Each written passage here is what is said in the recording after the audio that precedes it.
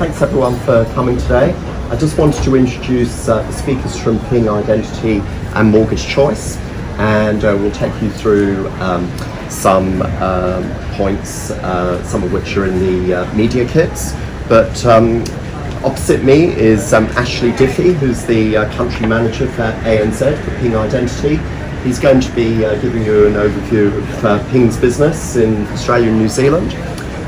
Then we have Richard Bird to my right, who's the Chief Customer Information Officer for Ping Identity. He'll be talking about the consumer survey data, of which some of the materials are in your press kits. But we'll be launching some research today, and Richard will talk about where Australia is positioned globally in the research. Then we'll hear from Bernard Hargindagai, who's the Chief Technology Officer for Ping Identity, over in the right-hand corner, or left-hand corner as it may be. He'll be talking about the API economy and zero trust, and looking at the future of personal identity. And then we'll also hear from Vincent Cruden, who's the Head of Technology for Mortgage Choice, who's to my right here. He'll be talking about his organisation's journey with Ping Identity. And finally, we have Vivian Horsfall, who's the ANZ Marketing Manager for Ping Identity, based here in Sydney as well. So, Ashley, I might hand over to you. And we'd like to make the conversation as interactive as possible. Each speaker is just going to speak for a few minutes, but if you've got any questions, please don't hesitate to ask. So over to you, Ashley. Thank you, David. Thank you all for joining us. It's nice to see some familiar faces and some new ones in the room with us today. We know it's a busy week, and it's a testament to our place in the market that you're all here with us, so thank you very much for joining. As you would have seen, recent press release, I've stepped into country manager role with Ping a couple of months ago now, and I see it as a huge opportunity for our organisation in the local market, which is being driven by a few external market forces, which is consumer data rights, which we'll hear Richard talk about, and helping our customers and partners balance both risk and security profiles and improving customer experience, so that brands are both protected and trusted, and customers are going to follow when we know that's the case. This week is a big week for us. We have our annual conference happening in Sydney tomorrow, Identify, and in Melbourne on Thursday. We've seen a large volume of registrations coming through for that, and again, it is a busy week in the industry, and it highlights the importance of identity and access management in the local market for our customers, and both in government, enterprise and large commercial that we are seeing. We are going to hear from some of our international guests, so Bernard, Richard and a few other executives that have made the trip out for us to talk with our customers, our partners, on our local and global experience of what we're seeing and how we are delivering on identity security done right. And what that means for us in the Australian market, financial institutions particularly, but all the organisations impacted by consumer data rights, which are financial institutions, critical infrastructure and telcos, which are all going to follow suit in time, need to manage breaches of certain event breaches in their organisations, buy down the risk so that their customers are going to have a good experience and facilitate a competitive landscape between those organisations. And this is what you are doing by working with Ping. To invest in the local market, we are growing our team. We've made a few hires in the last few months, so we're onboarding additional resources to build out the team. We are investing in our local partner community, where we rolled out our global partner program at the start of the year, which has been successful, and we are building out additional partners as part of that program. We continue to work with Versant, KPMG, from Unify and Cythera in Australian and New Zealand markets. The opportunity that we see for our partners and for our customers to work with challenges around on-premise or cloud architecture and improving their security posture, whether you're operating your legacy infrastructure or heritage infrastructure, or looking to work with AWS, Google and Azure. We're looking for partners and customers to help overcome the challenges they may see, both from a security perspective and improving customer experience.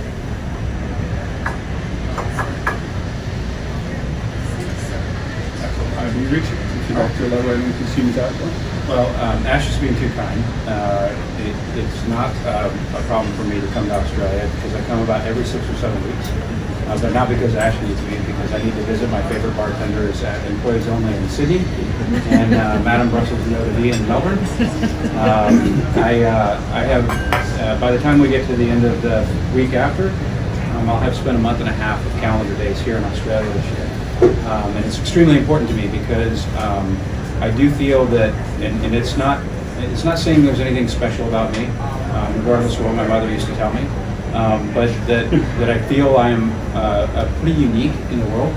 I'm so unique that I am the only person that I know of with the job title of Chief Customer Information Officer, but that I travel around the world and I have a foot on the ground in each of the countries or regions where massive changes are being made to citizen and customer data rights, privacy, and security. I am always someplace other than my home, whether it be EU or UK, here in Australia, recently Canada, with the announcements of open banking, of course, being moved online in Canada as well as interfacing with government in the United States, as well as large corporations. So my background is unique in the industry in that I spent 20 plus years in the corporate sector. I am the person that used to be the buyer of technology solutions like Ping Identity. I am the person that used to be the operator and runner of large corporate functions for security. The one that I'm most well known for is I used to be the global head of identity for JP Morgan Chase's consumer businesses. And I was tasked with centralizing that function now nearly a decade ago when identity was barely thought of as being any kind of security control. And now today, it's become one of the banner statements about security.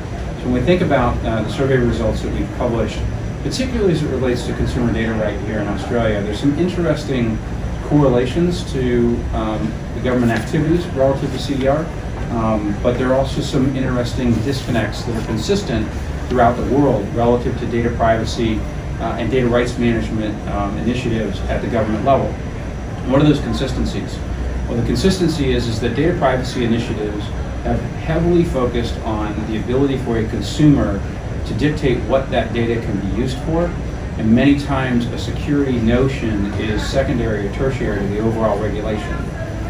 Now, within CDR, it's published specifically relative to the banking sector that there is an expectation and a demand for security. The problem is that if you don't protect a consumer's identity, but you couple that identity to data, if I protect the data but I don't protect the identity, at the end of the day, all I have to do is be you, and I get your stuff, right? And that literally is the way that I explain hacking to my 74-year-old dad. Because in 81% of cases, as Gartner's reported, 81% of cases consistently have been breaches that have been executed through usurped credentials, right? That includes consumer credentials. So when we look at where we sit today with the survey that we have published and did a tremendous amount of work on, a couple of things come out of the wash that are very, very interesting.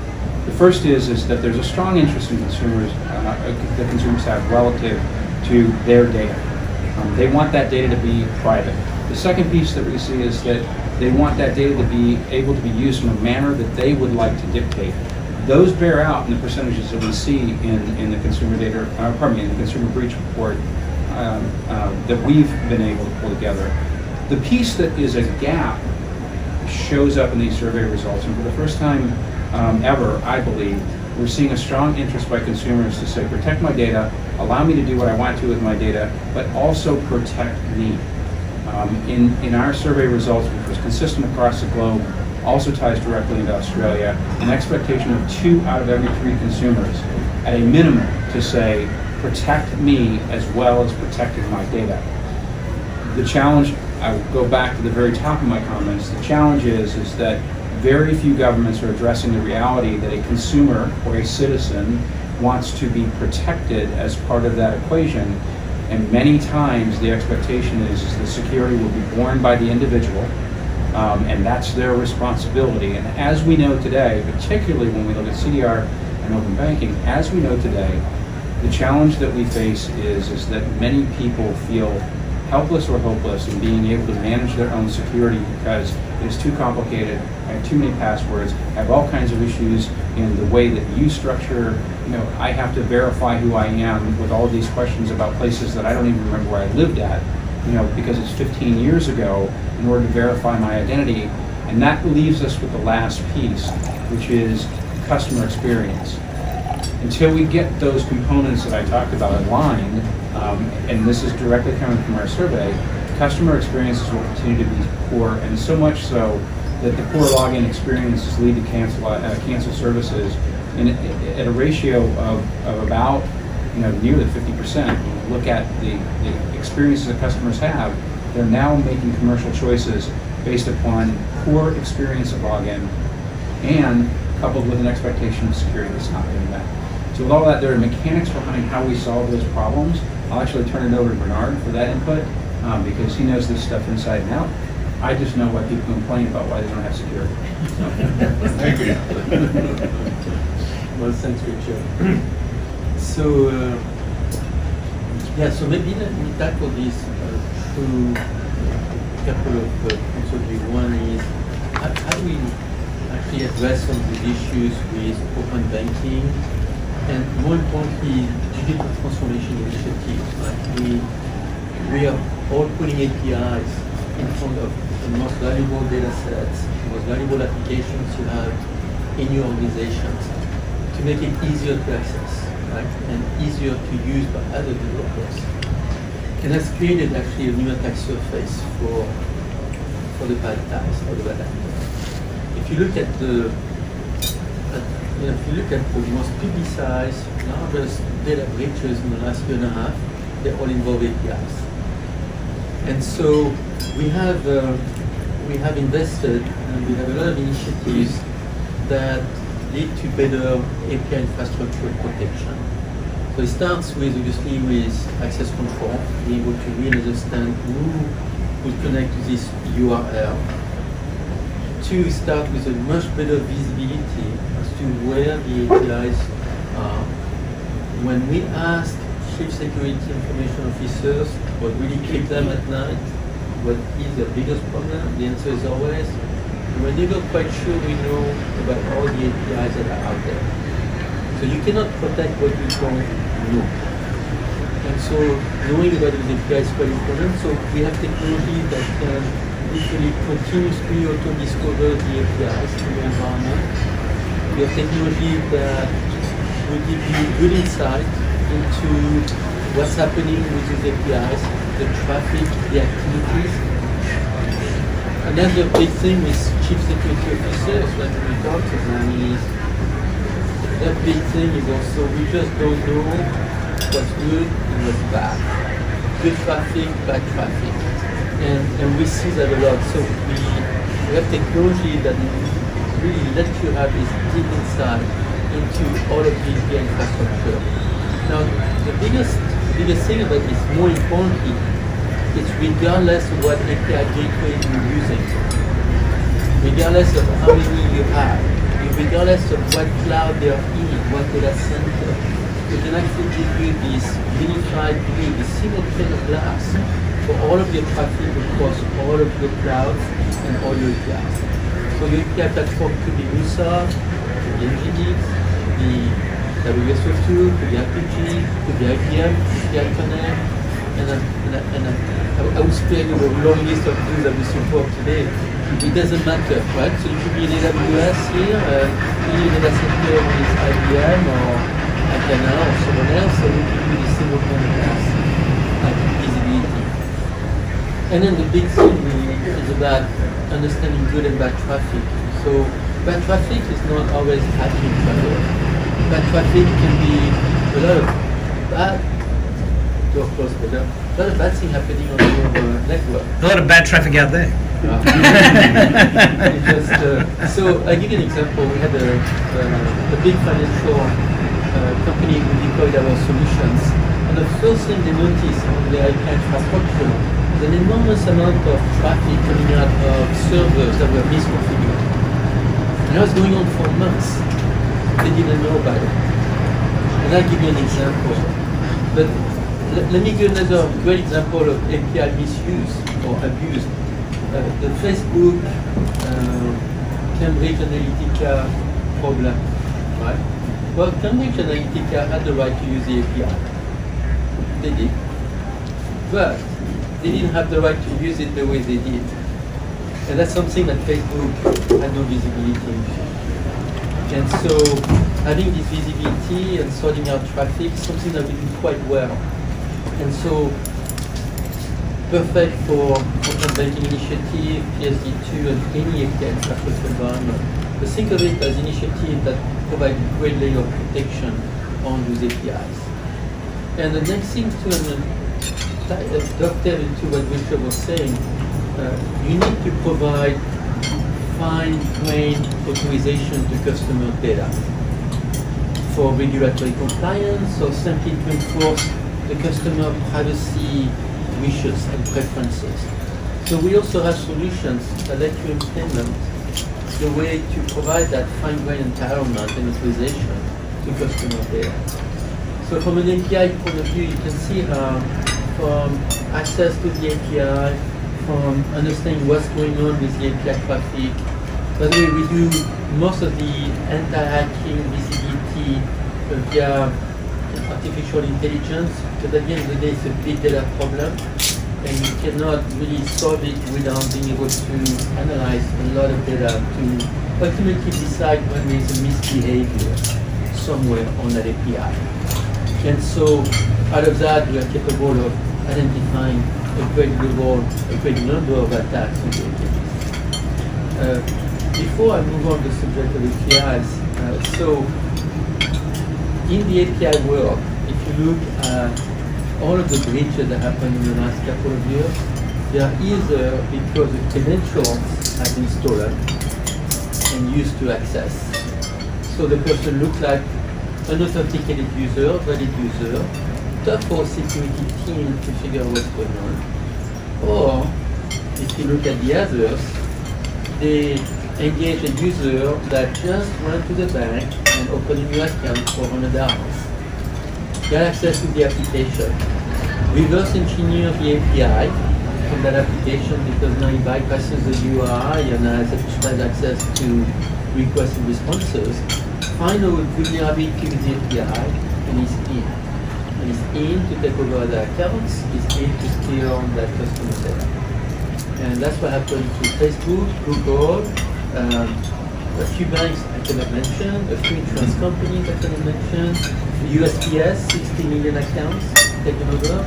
There was a big property valuation firm in Australia and Sydney who was breached last year in exactly that way. The name sticks on mine.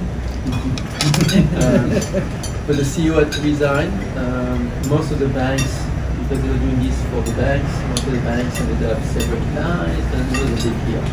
Same thing, another API that was breached with a mobile. So now, when you look at this, right, understanding the identity is really important. In fact, the identity now has become the center of the keystone to security. So we're in a world where perimeters have gone away, in a world where that trusted network no longer exists. So now you have to really understand, right, each user trying to access data or application. So this is where the zero trust world comes in, right? So the concept behind zero trust is literally trust no one, right? You don't trust anyone, which means that at any one time, you just have to provide the right level of authorization for the right level of authentication. If you cannot be sure that this person is who or she says he or she is, then you may not give access to everything. So it comes down at the end of the day to have a sole understanding of the user, what device, what desktop, is the device compromised, not compromised, what network, where is he accessing this from. So you have to analyze a lot of signals on that user before you grant access, ultimately. And so that's where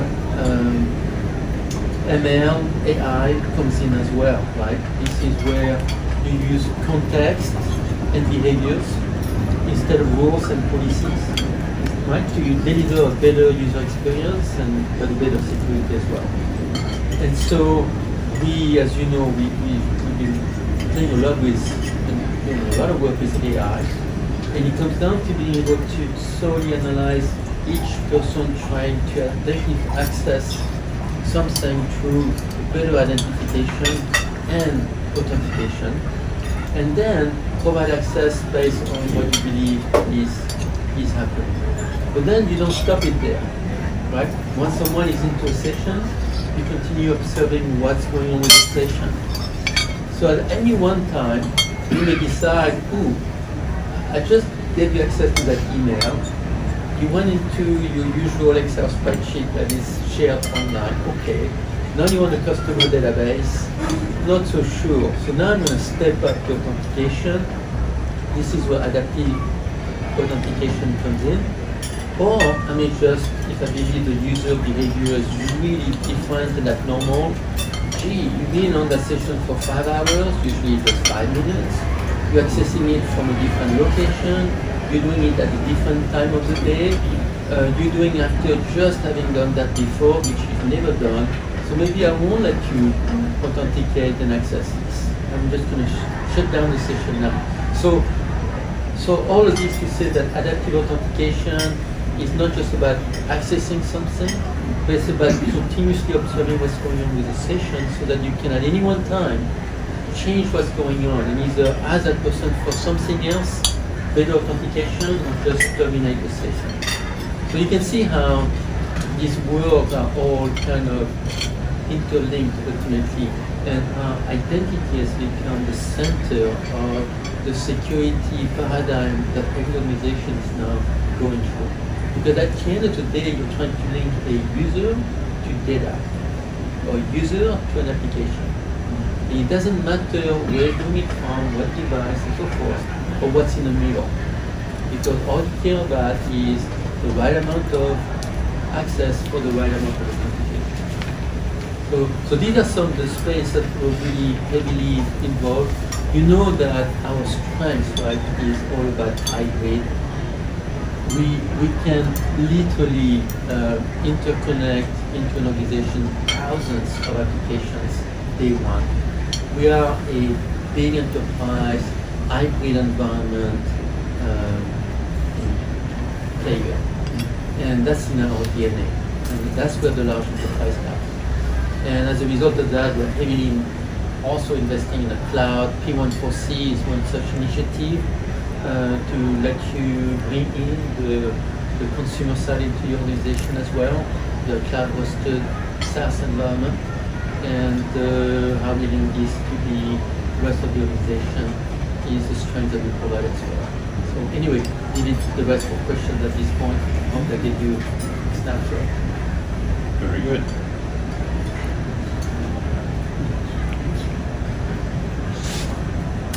Any questions so far?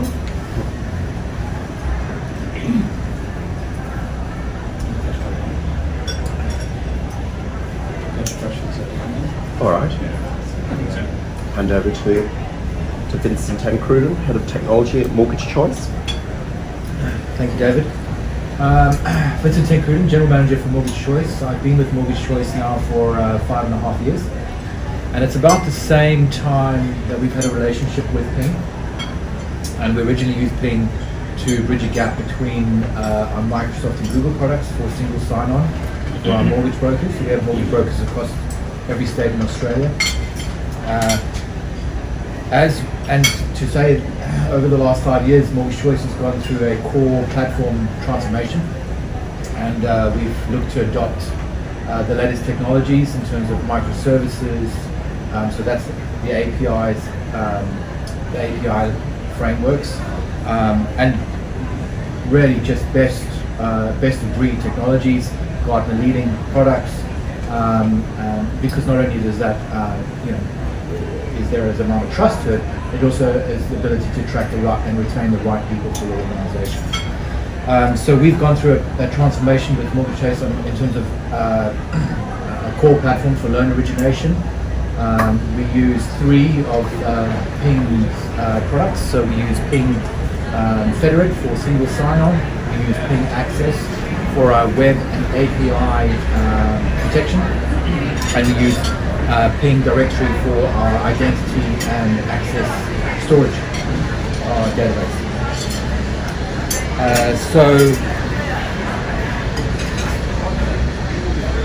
So mortgage choice is traditionally, we're a franchise model. We're really selling franchises, and so we need to provide our franchises with better experiences to attract and retain new brokers. But as the digital world moves forward, people want to do more online, and so Mortgage Choice as a strategy are moving our focus to an online mortgage journey. And what's good to know is that that Ping and the products that we have in place really enable that online journey, because customers expect, when they do come to a brand, especially a brand like Mortgage Choice, they expect a certain kind of experience. They want to know that their data is being protected. They want to know, and in this day and age, you want to know that you have multi-factor authentication with your mobile or social media or date of birth. So look, our play is going to be digital, and Ping really aligns well with that strategy.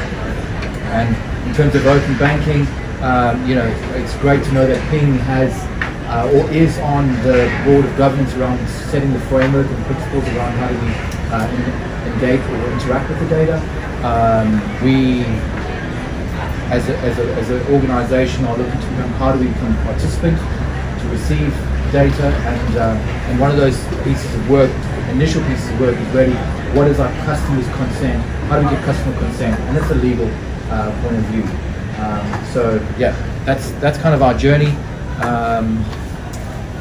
so far. Very good. So Ping is mortgage's choice. Ping is mortgage's choice, yes. Boom, boom. And security is,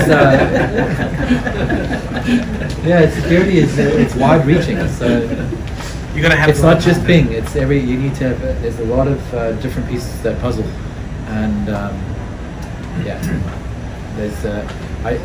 it's a tough one. I mean, I go to a lot of security events. Thanks, Vivian, and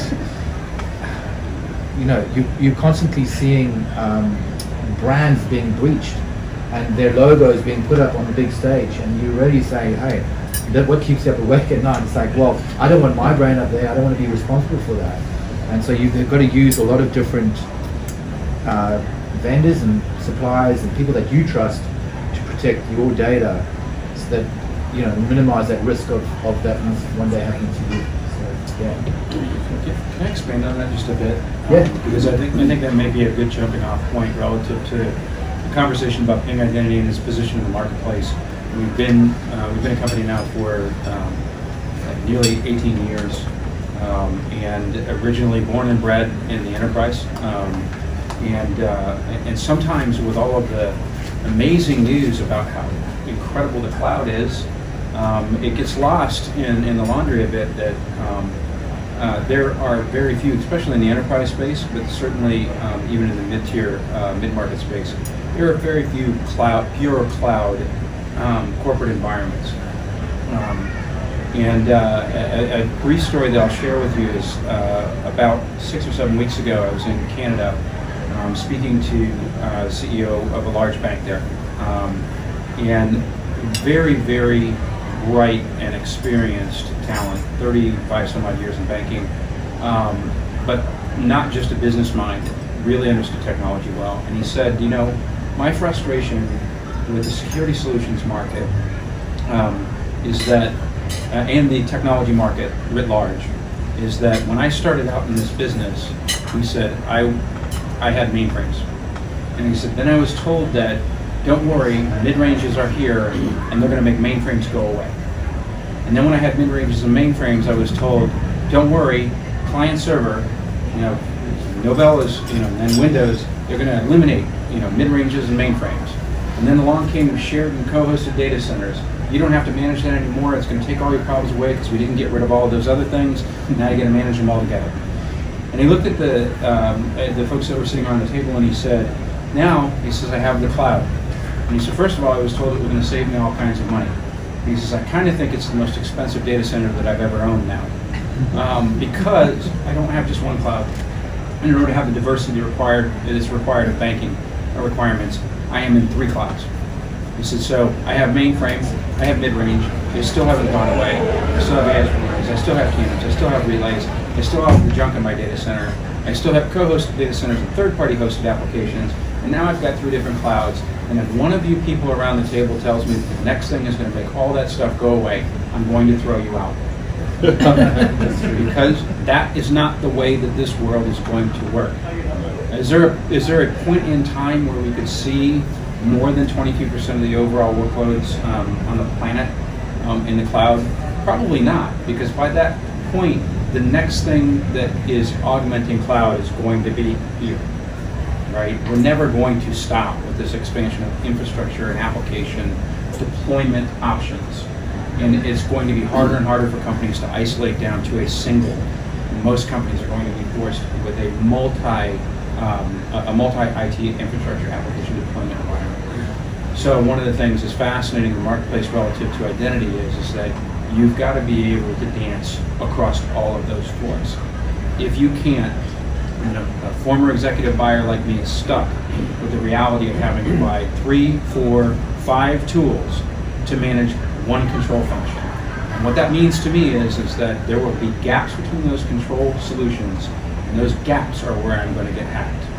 And that's just the reality of the world that we live in today, regardless of any marketing stream that comes out about cloud-based or software-based solutions that are going to fix everybody's problems.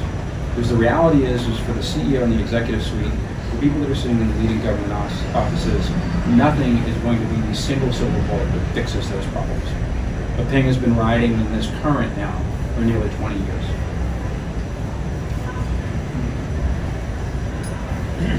So the more you talk about that sort of thing, I mean, the C-level executive, we need to have more and more of that level of education and instances and experience to carry through, because there is that break at this point in time. And there is a lot of confusion, and then they hear all the bad news and they say, what have we done about it? So you're in a good position for that. Agreed. Our goal state, especially like my function, I interact with our customers at a great example. Customer access management, all the things that are associated with CDI here in Australia. The notion of securitized customer access control is foreign to almost all companies on the planet. Why? Because customer access management has been a data collection, aggregation, and execution exercise typically for chief marketing officers, right? There's a tremendous amount of value in user data, even user data of your own company, right? And that's the way that it's been treated for so long, which is why it's also been mistreated, right? It's why these regulations are coming online, because companies have sold and siphoned and pushed and moved all that data into different places where they've monetized it at the detriment to the consumer and the citizen. Right? So the change has caused phone calls to come in from my C-level colleagues around the world to say, CSOs and CISOs who say, I've just been handed customer access management and I have no idea what to do. And we're talking about people with 20 and 30 years of information security trades going, I know how to manage the workforce, I know how to manage my partners, I know how to manage defense contracts, I know how to manage complex banking relationships, but you hand me the general standard customer and I don't know what to do. And that is the state of the world, and the C-level, the CEO in particular, doesn't understand why there is confusion and heartache and sometimes tension between a CSO and a CMO when the CMO has to give up all this data that they're used to monetizing, which doesn't make them happy, and the CSO now has to protect data that's been, frankly, very poorly managed for about 30 years. And that is where you're seeing the schism in the marketplace.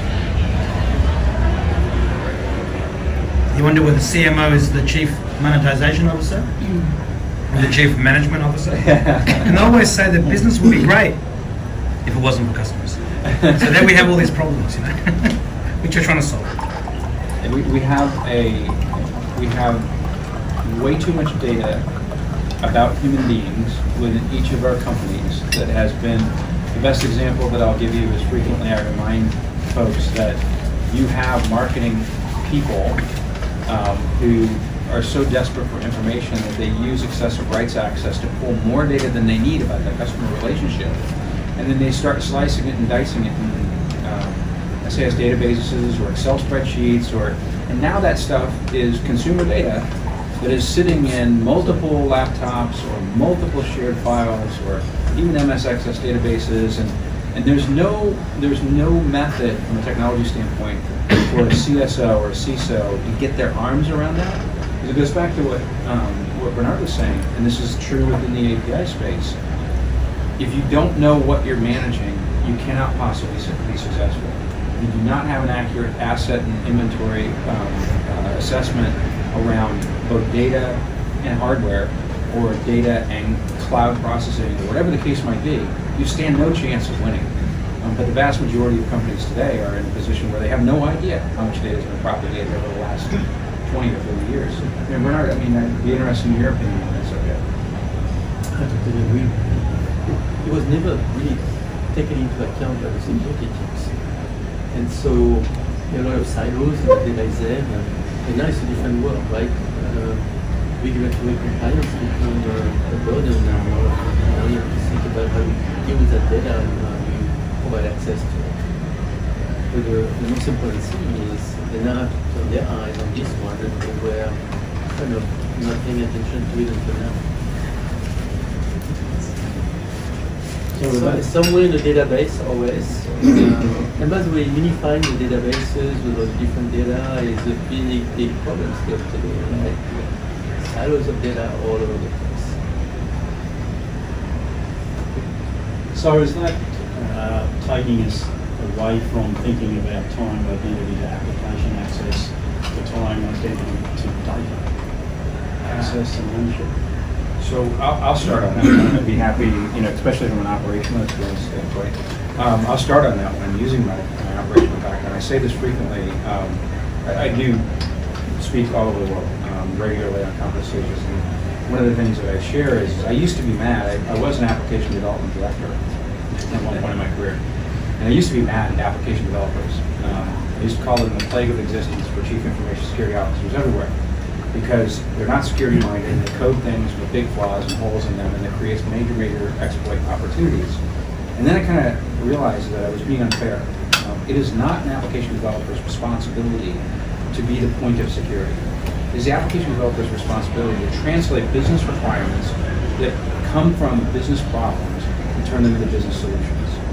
The problem is that if you look at the history of technology, you clearly understand application developers, whether it is the creation of new coding languages, or it's the creation of applications, or microservices now, edge computing, whatever it might be, application developers are 3 to 5 years ahead of security all the time, right?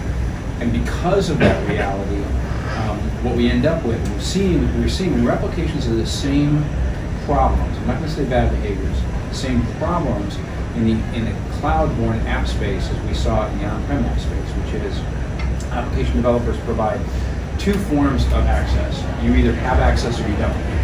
And that's coded within the application at the application control matrix level, or access control matrix level. You either have access to this data or you don't through the application. So the application layer is probably never going to get to a point where it can become a point of enforcement for data protection, privacy, and security. It's just a transaction layer. So we have to fall back to the data itself in order to be able to, and we have a component that has been an incredible find for us. It was part of an acquisition, but been an incredible component of our work with our customers on their identity journey, is our data governance component. A little bit incorrectly named. It's our ability to control discrete data element access tied directly to an identity, right? But that now is where we're going with fine grain, which Bernard mentioned. And this granularity is now coming down to data elements, not the features and functions within the application. So Bernard, you definitely jump into the real world experience since my real world experience is aged. So this is all good. Because we're on DataGov, we can enforce this fine-grained access on an API traffic flow basis. So as the API delivers the data, we can decide on the fly whether the user accessing the data is entitled to it or not. And we can then block it or allow it. And I'll give a quick business example of that. If you run a call center situation where customer service representatives are pulling up financial data about a customer, and I am a standard retail customer, but I'm using a call overflow for my private wealth management, asset wealth management clients because the call center is just buried. Right? I don't want that regular call center associate that doesn't have those rights and privileges to see a wealthy account owner see certain elements, to be able to take and tie that customer service representative's individual identity to what data they cannot see in this particular field is what we can do with data government. That's game changing. Because up until now, what you had to do was mask, obfuscate, screen, or just simply not allow that customer service representative to see that at all. So, Yeah, it's exactly how we're using it, of course. So we talk about access and authorization, access around who are you and how do you fit into your organization, where is your user located. So, that's really one component, but then in terms of authorization is what can you actually see and do within your application is critical. So where we have a broker who has access to all the financial data, we might have an administrator who has through ping access is blocked to certain pages within our application that they don't have access to. So and that's very configurable and easy to manage. Versus a developer having to do that all for you, and then the loopholes and security around that and having to test it is nonsensical. So yeah. Well, you had problems in that area before. No, because mortgage choice. I guess we had an offline application in the past. So this is the first time we've had a web application. Oh, okay. Yeah. So we had a thick client. Can I jump to the other end of that problem? How are we going to evolve identity when predominantly the things that we're using to identify individuals are broadly done in facts? So that's, and I will go ahead and take a jump on that one as well. I ran it out of the gate and actually asked my colleagues for. This is one of his favorite conversations. So I was actually just sharing with Ash. I'll get a little bit personal for a second. So in 2007, I came to Sydney for a 2-day conference. First time I'd ever been to Australia, and never came back again until just this year. First time I came to Australia to the last time I left. I was having a conversation with my executive, and I said, I just want to be completely transparent. Everything that I said my first visit to Australia was completely wrong. And I had no idea, having no experience in the Australian community, about the strong similarities between American culture, but interestingly enough, the strong government similarities relative to the EU. What those mechanics kind of meant, right? So when we look at the notion that all of the information that has previously been used to authenticate a citizen or consumer is valueless because it's been corrupted so many times. Here's a great example. Obviously, in the United States is our Social Security number. I recently was spending some time with the CIO of the Social Security Administration. We were having this great conversation. He's a fascinating guy. He said, my frustration is that the Social Security number was never, ever established with security in mind. It was an administrative number that was established during the presidency of Franklin Delano Roosevelt. And the expectation was it was an administrative method in order for us to be able to manage people's Social Security benefits based upon the social insurance scheme.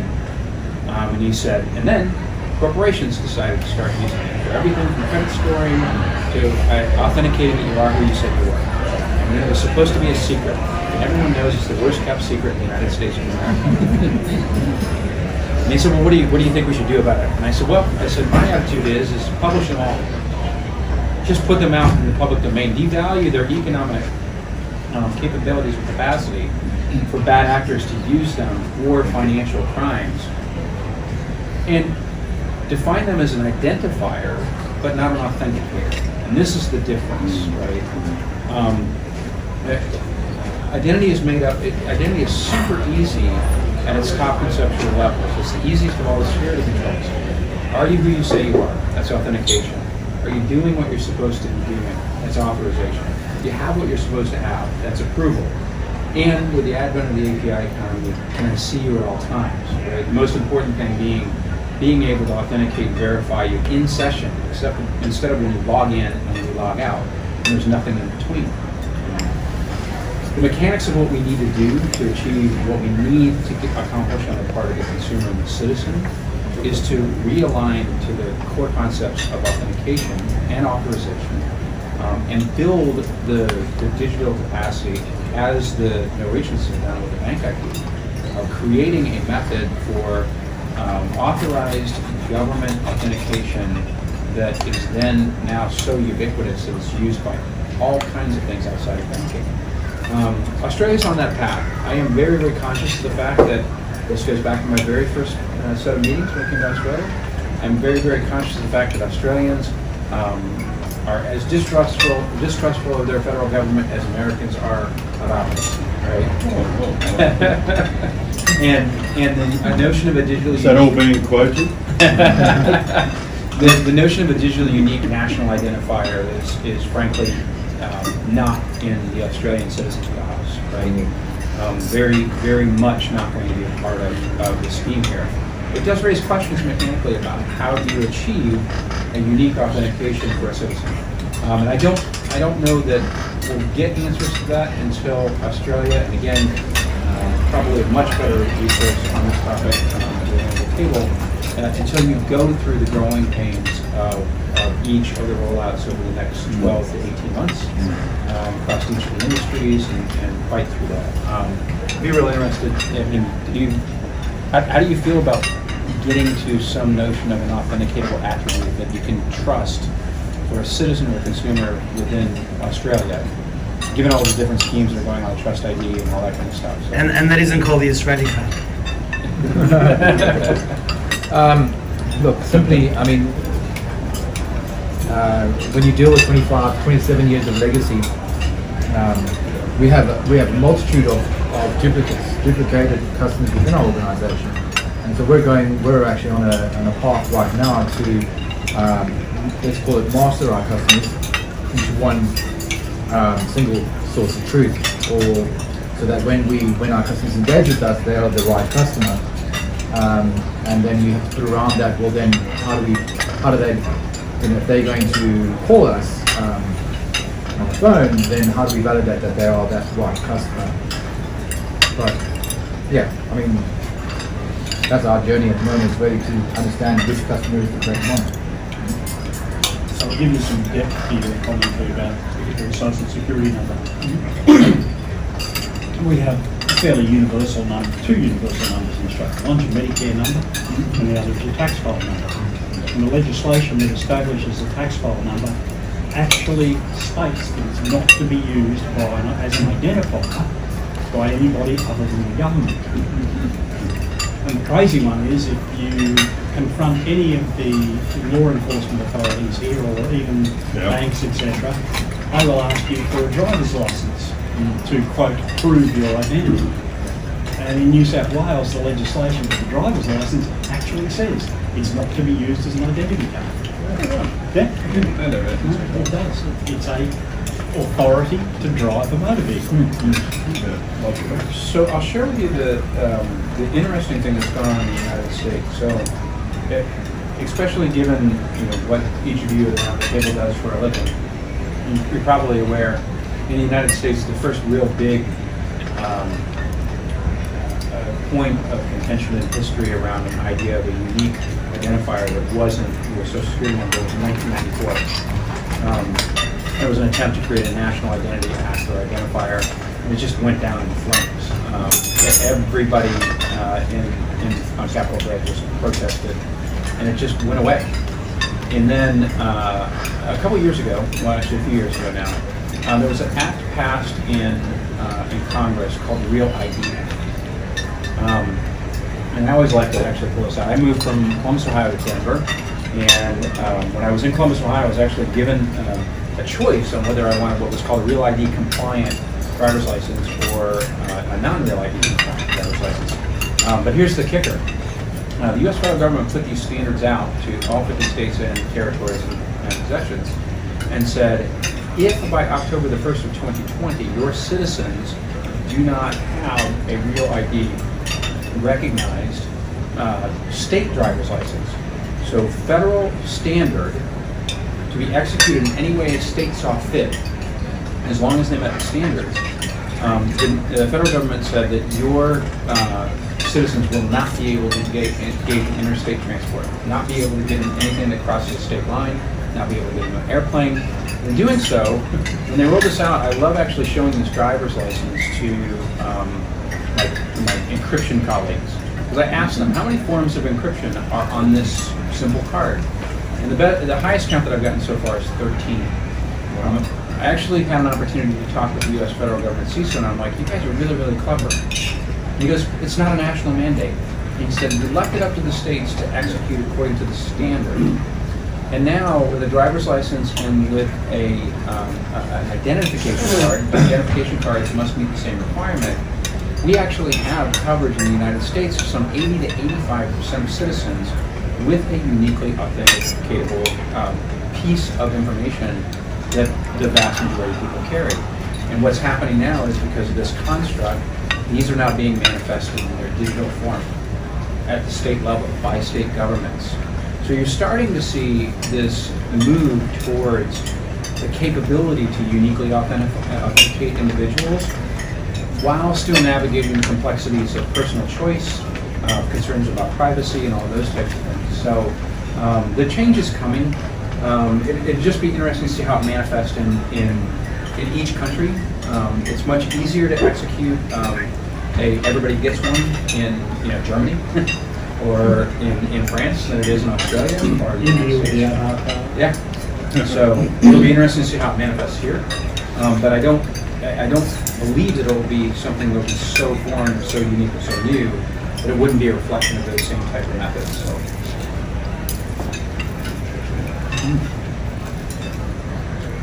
Currently, there are 11 different license formats. What about MyGov? Could you get MyGov ID? Yeah, but they're revamping that again. Okay. And they've had a very, very poor take-up of it. In fact, the majority of people that have taken up have been forced onto it, either through Centrelink interaction or others. But it's not something that people seem to have taken up voluntarily to any great extent. That highlights the lack of convenience for customers or citizens in that case, where the MyGov platform hasn't delivered on making their lives easier. And the gap in the market that we're seeing at the moment is there's a huge undertaking to educate the organisations that are most impacted by this and what it means to their customers next. And there really is a lot of work to do. The way we see it is to get out and have those conversations and educate our customers and our prospective customers about the challenges they're facing, both from, again, security posture and customer experience. Bernard talked a lot about APIs. There are a lot of APIs being opened up to improve customer experience, but then the knowledge about what those APIs are doing is the gap, which is, again, where we look to improve that experience and improve security posture. I'll ask a general one about the open banking regime in Australia. I believe I know some of the fintechs I talked to are pushing for read-only access at the moment, and they're obviously pushing for write-only access. I'm not an expert in this area, but I believe that's going to make it a lot easier for you to change providers and get someone on your behalf to turn direct debit payments on and off, and I think making it a lot more liquid to change providers, etc., than the read-only. But in the light of the security concerns that would go with that, do you think that's ever going to fly? Can you see that sort of that right access happening in the open banking regime? I talked about this. I think it's a generation way. It really is, because even in our industry, 60% of people go to see somebody. Actually, still see somebody today. It's like your phone, right? And if you use your phone to tap pay, I was, it's been a year I've been using the tap pay. You click it and then you tap on your pay wave. My wife doesn't even use it today. I mean, it's to get people to quantumly shift, to give away, or to move with the technology is going to be a challenge in itself. You've got to find a way to gamify it. Yeah, you do. You've got to gamify it. Yeah. Well, that's what Finder are really, the Finder, right? They're really big into this. You should be able to switch from NAB to Westpac by swiping left, literally. Like that's what. Yeah. Like Tinder. What we're talking about, yeah. But with Woolworths, I mean, I tap my phone, and I'm not buying a lot of different things, but the other day it said to me that I've got $10 off my next shop, and it's like, sweet, and I'm waiting for it at the next shop, and it says, the lady says to me, do you want to take $10 off? And it's like, yes, I do, and that's a great game. Absolutely. I'd love to win that game. and that's maybe in terms of gamifying, but in terms of offers, let's say offers, once you give consent to have your data, read by a third party, another organisation, they're going to be able to offer you a better mortgage rate, and they'll tell you exactly how much you can save. Do you want to do it now? It's a simple process. I mean, that is definitely the play. It's just how long until that's realised is really the question. Yeah. Well, the fintechs are arguing that until you get that right access as well. Yeah. It's still as hard to switch banking providers as it's ever been. You're talking about the difference between an aggregated view of what your picture is versus having a whole picture of your wealth and it all being able to interact with each other. And there's the read access, and then there's, I think it was in this newspaper that the select committee had the other day, right?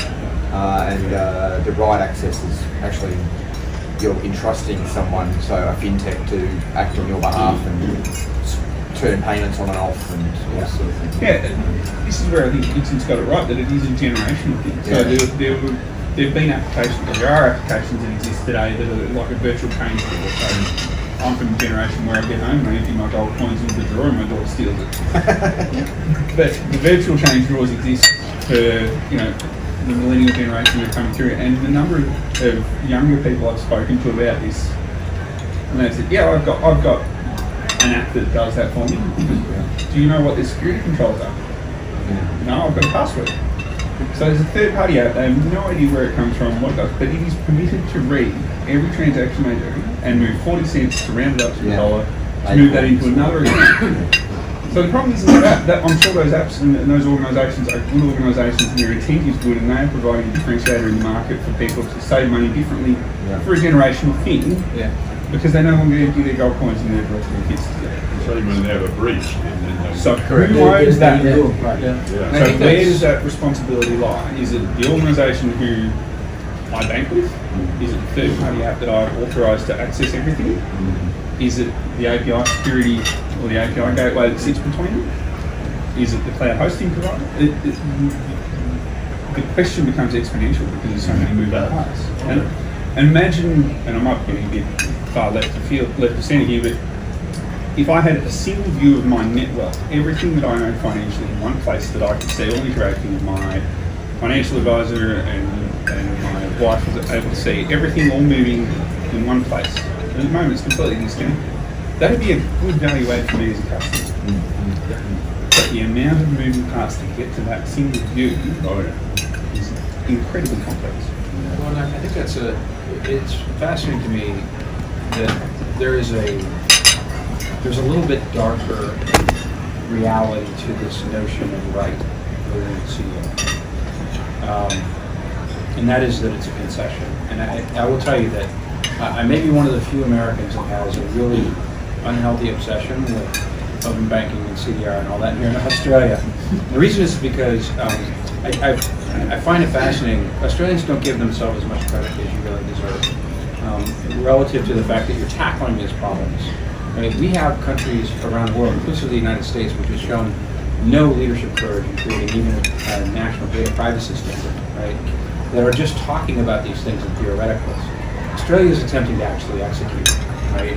And in the process of executing, we come across these darker realities that we have to address. Right, frankly, is a compromise that is going to be problematic because it is an attempt to sidestep one of the most difficult realities within the open banking community, which is the delegation of consent. Right now, we know that grants and consent just to a third party by the actual user is hard. It is probably one of the hardest components of the overall initiative. But we know that here in Australia, just like in the United States, there is a substantial portion of the population that at any given time is under medical disability, is under home care, is under age of care, is unable to manage their own affairs, either for a long term or for a temporal amount of time. And that requires me to be able to delegate access and consent for use of data as somebody who's not actually that person, right? There are many similarities in the example that we just made, which is I'm going to go ahead and grant you a third party with even more authority than just using my data. You're going to be able to transact on my behalf. So the right component is what I feel is a bit of a sidestep to dodge these greater complexities. And while it might sound like it would be a sidestep that would be effective from a timeliness and implementation standpoint, my concern is it's going to create a cul-de-sac that's going to create nothing but larger problems as the government as well as companies here try and walk that back and unravel it. Because once again, I'll say application developers are ahead by 3 to 5 years. Once you start to try and fix the problem after 3 years, the horse is already out of the barn relative to what's already been developed. And trying to remediate and backfit becomes extremely problematic. And one of the issues that I think that Australia faces is that because we are so far ahead of the global economy in this space, is that it means that the amplification of not poor choices, but choices that are down the wrong path will be more consequential in Australia for certain. So with these software developers 3 to 5 years ahead of the security curve, how come none of them are running companies or taking up the CEO position so they can be ahead at the same time? Richard, would you like to respond to that? Have you ever met many technologists that talk like me? I mean, not many, right? I mean, the reality is that the technology community tends to, in general, and again, I'll ask for feedback from my colleagues, because we've all worked in technology for a long time. The technology community is challenged with being able to speak at the business problem and solutions level. Tell me what your business problem is, and then we will define the requirements to solve that business problem. But actually solving problems is not a forte for not just application developers, but technologists, in general.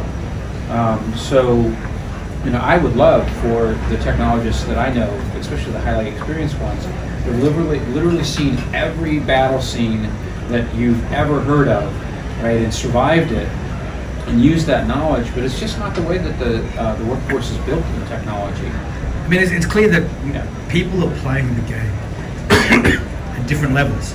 There's a great show called Mr. Robot, which has just come back on TV. And I was reading some of the reviews. And I'm a pretty switched on technology guy. My father bought me a computer when I was 4.5 years old in 1979. It's my 40th year in tech. But the hackers saw that in various episodes of Mr. Robot, there were sounds, there were codes that were hidden, and I was watching a video, and it's like it blew my mind. Like they had something that was a sound, and once you put the sound through a spectral analyzer, it showed this picture of a cat with its paw up or something. And it's like, who's even thinking of this stuff? But people are, and you can play the game at different levels. And clearly, some of these technology developers, they're thinking ahead, but not everyone's on the same page.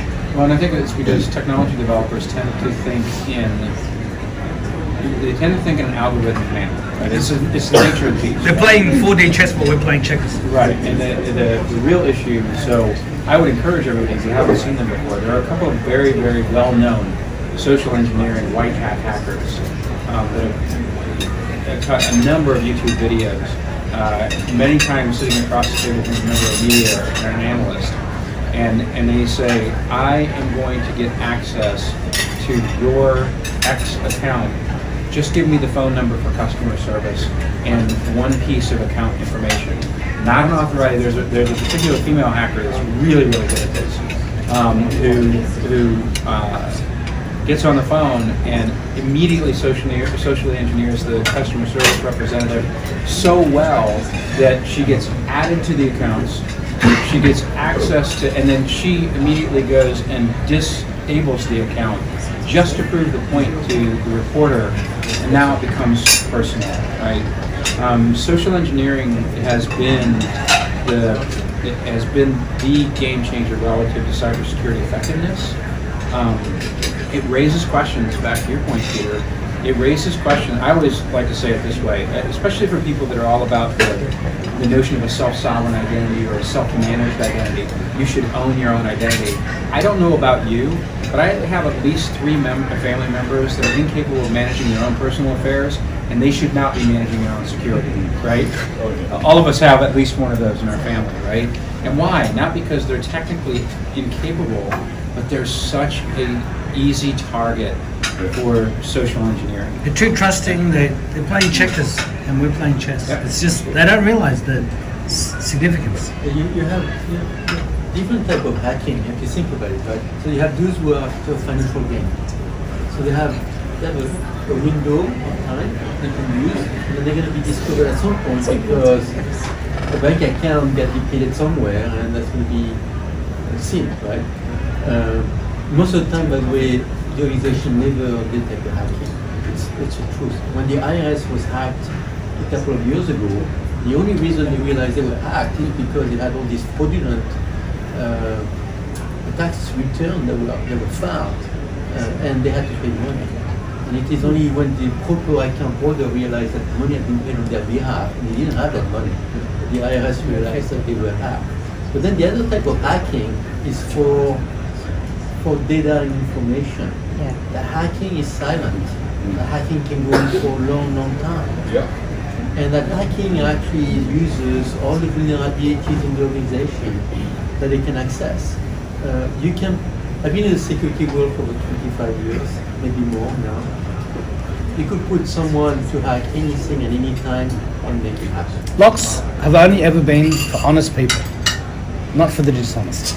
I wanted to prove that point a few years ago.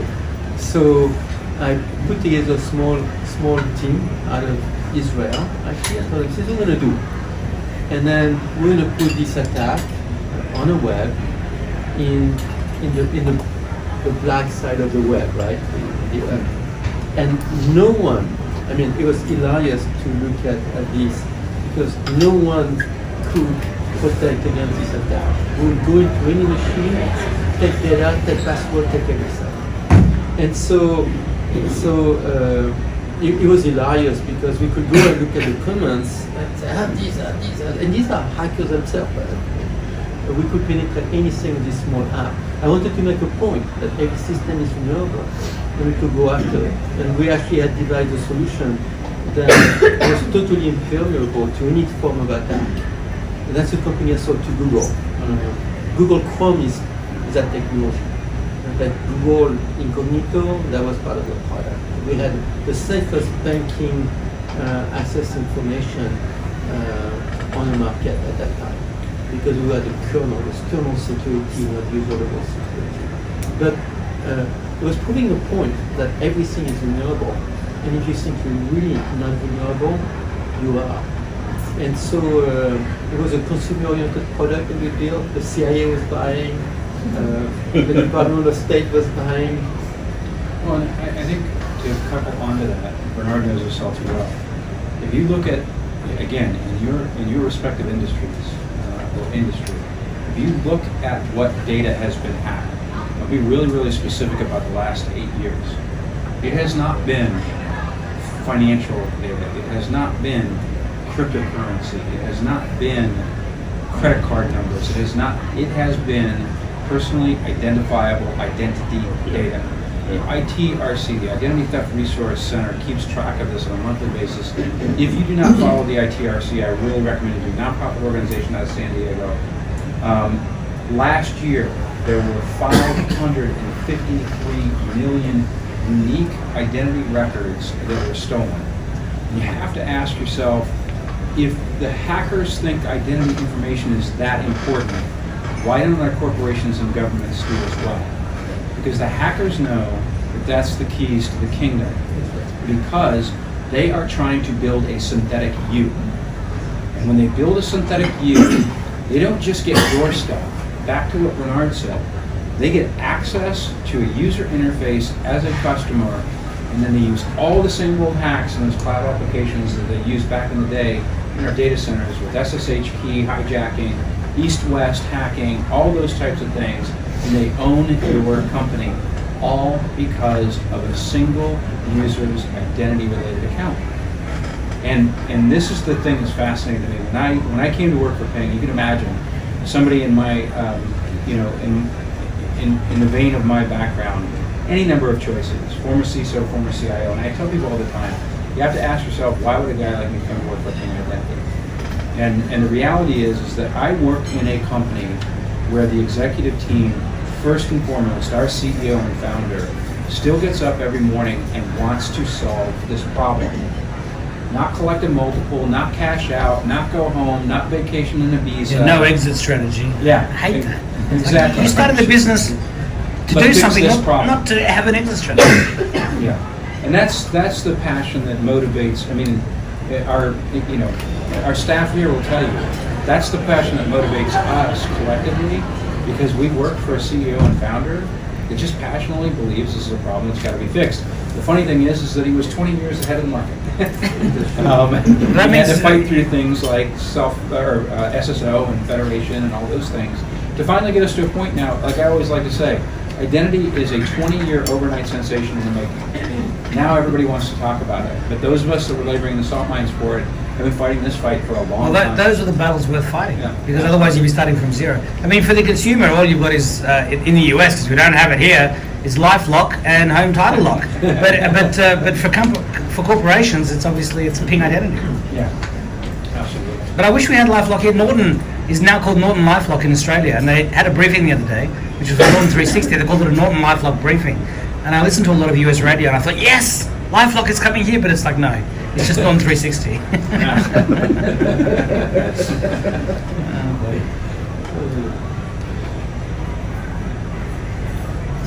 Who else has got a tough one? I suppose one of the things that we've really got to think about is with the change, as you mentioned earlier on, about the changing market and everything moving to the cloud and moving up a central facility. We've got to train along that. How do we get about that? Well, it's a challenging problem because most companies, and I'll be specific, Global 3000. Global 3000, the vast majority of them, under their regulatory regimes, execute a security awareness training with their employees no more than once a year. For most countries, that's a regulatory or audit requirement. Isn't that like 11 times too few? Shouldn't it be once a month or something? It should or be. maybe 364 times too few? Now, I hear from the company Proofpoint that they conduct regular training security Absolutely. for their clients, because their customers the regular people inside the business, they're the ones who open the emails, get the ransomware attacks, Yeah. and it's like it's a never-ending journey. So one of the things that I speak about frequently is human behaviors, and I just did this, and I'm happy to share it with the group. I did a presentation at Melbourne AISA 3 weeks ago about why cybersecurity is failing. And one of the things that you see around this notion of security awareness training is that, I'll be frank when I'm on friends here, and I am on the record when I say this, human beings really stink at personal risk and security management. Really stink. You are the weakest link. Yeah, historically. And there's a number of examples of this. In the United States, 20% of Americans to this day do not lock their doors. They account for 63% of the burglary insurance reimbursements. 20%, 63. What are they not locking? They're not locking their doors. on Their their doors, homes. yeah. And I don't know, I mean, it probably doesn't take a stretch of imagination to believe that the idea of locked doors being safer than unlocked doors doesn't require a whole lot of security awareness Look, training. the 1950s was like 69 years ago. But they do have a good dog. And then, Very friendly. interesting follow-on statistic, it's been confirmed through a number of insurance studies that if you've been burglarized at least once, you are 80 to 90% more likely to lock your doors than the 20% that you used to be and that didn't. Right? Once bitten, twice shy. Yeah, you suffer the personal consequences of your own risky behavior. Unfortunately, there are other risky behaviors that you don't get to recover from. In the United States, 13% of people don't wear a seatbelt. They account for 48% of all fatalities and accidents in the United States. In Australia, 31-ish, 32% of all vehicle accidents in Australia are caused by drink driving, right? There's nobody on the planet that goes, you know what, if you're drunk, driving's a good idea, right? You don't need that that awareness training in that context. So when we come back to your point about, a lot of people need to learn, it's not just all this new host of developers and people that are working in all these spaces. There is no company that I've ever found on the planet from a consumer standpoint, government agencies are different, that teaches its customers security. So now we get back to that, 3 family members that I wouldn't trust, with many personal decisions that are on security. How do we manage that landscape? So I will, say that what we're doing relative to API as well as AI and machine learning is that it is important to draw connections between the analog and the digital. At 2 o'clock in the morning in my inner city neighborhood in Denver, there's a police officer that patrols the area every single night. I know because I've been out walking my dog a couple of times and I noticed it. And because of that police officer, who I did not know, the dog did too. He's a big 140-pound Great Dane. Because of the presence of that officer, I know that my neighborhood is safer. And frankly, if I didn't get up to walk my dog, I wouldn't know he was there. Right? So do the bad guys come at 3 o'clock when he's not there? Could be, yeah. But information security is the same thing. This is the threshold we need to meet back to the customer experience standpoint, where security, that customers, 63% of customers in Australia want a company to create secure environments for them and keep them secure, but they don't want to be burdened with it. This is where we're able to use new technologies to create that experience of authenticating, verifying you continuously without you knowing about it. And that's what we want, right? Nobody wants safety and security with cameras looking into their front window, from out on the street. We all want security we want security to operate in a way that is seamless and does not interrupt our lives, right? And that's the challenge, right? And that is where technology is allowing us to go now. So the problem is that for everybody that ever tells me that you can't make these technologies work today, I will remind people that there is a certain large country in this world where these technologies already exist and they're being used. The goal state here is to make sure that we use them to the benefit and not the detriment of the citizens.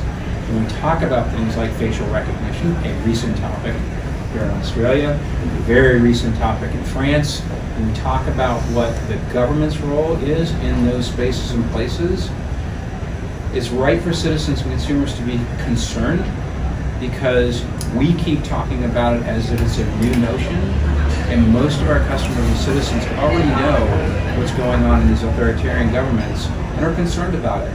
So how do we fix those problems with trust and credibility in our own nations when we're already seeing these technologies not being implemented, but already there and being misused? Technology should be our friend, not our enemy. Exactly. How do you see things in Australia from your point of view of people, training and everything else? Broad question. Look, I obviously I grew up in South Africa, and in South Africa we all have national identity numbers, which is singular as our date of birth and some numbers. I lived in the UK for 8 years in technology, and we were already working on PCI compliance back in 2002, 2003. I came to Australia in end of 2008, global financial crisis, and PCI compliance. What's PCI compliance? I mean, what's an online website? I mean, my David Jones. There was no online buying here. This is incredible. 2009. I'm still with. I've been here for 10 years, and maybe within a bubble of Australia, and this is how things operate. But coming from an outside perspective, we were kind of a little bit behind. But then you do get little nuggets from the American counterparts coming over and saying, the Australians are actually doing quite well. They're forging ahead in certain areas in terms of technology. So you kind of have to be a well-traveled person to understand what our landscape is. But I think we're doing a good job. Yeah. I think we're doing a good job. I mean, I think there's you're spot on. And I think that we know, especially those of us that are information security trades, we will always be our harshest critics, right? Because we're always on watch. And if we're any good at our jobs, we're concerned about the negative consequences of just simply missing something. I say this all the time, there's no CEO or CSO or CIO on the planet that has ever said the following words: I knew I was going to get hacked exactly that way, right? We always get hacked in the gaps, stuff that we chose not to fund that year, the problems that we had in meeting the security requirements, and to your exact point, that makes us the harshest critics of ourselves. But when we look at Australia, there is still a heavy dependency on what you would call older, information security architectures and mindsets. But when you look at the largest companies in Australia, and the largest sectors in Australia, I mean, look at the actions in New South Wales and Victoria, you are seeing a level of activity that I will tell you is not happening anyplace else in the world right now. The open banking stuff is tied down in massive amounts of bureaucracy, much more in Australia, in the EU right now, and who knows what the heck's happening in the UK. We will find out in 4 days. But Australia has been leading the way, so embrace that. Know that that's a reality of your guys' legacy, and I think that's a reflection of the independence of the Australian people. So we still let you Well, you fill in. Yeah, well, you let me into the country because I'm half Irish. Oh. And all of us, There it goes. and all of us criminals and drinkers like to get along, don't we? That's not an Irish name. Dunlop. Dunlop. But it's a Scots Irish name, as I was reminded one time. Very good. We only let the Irish in when they came in from Britain. Yeah.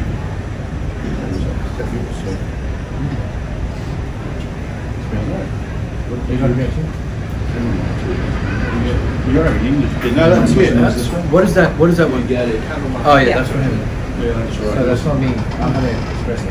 Oh, you have an espresso. Somebody ordered an espresso. I'll send you a copy from Ray. Oh, please do. Please do. It's a little long in content.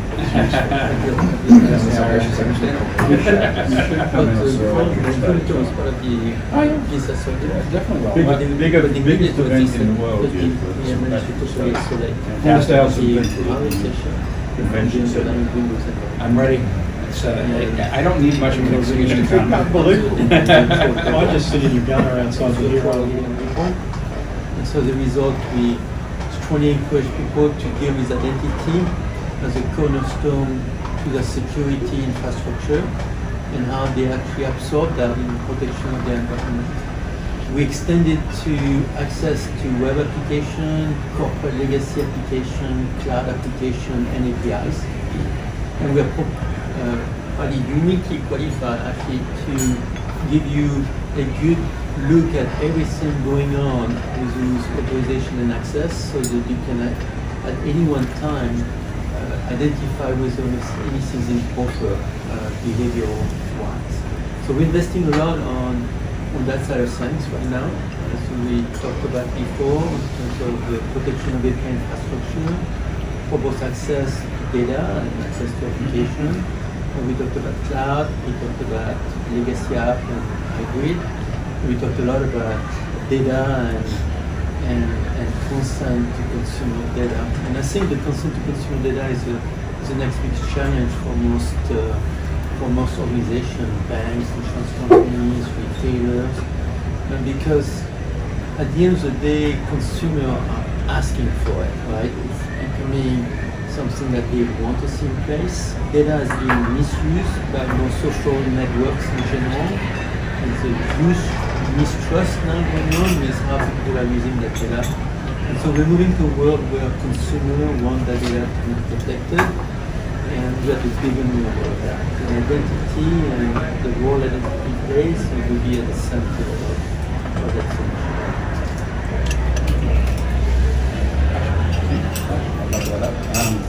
So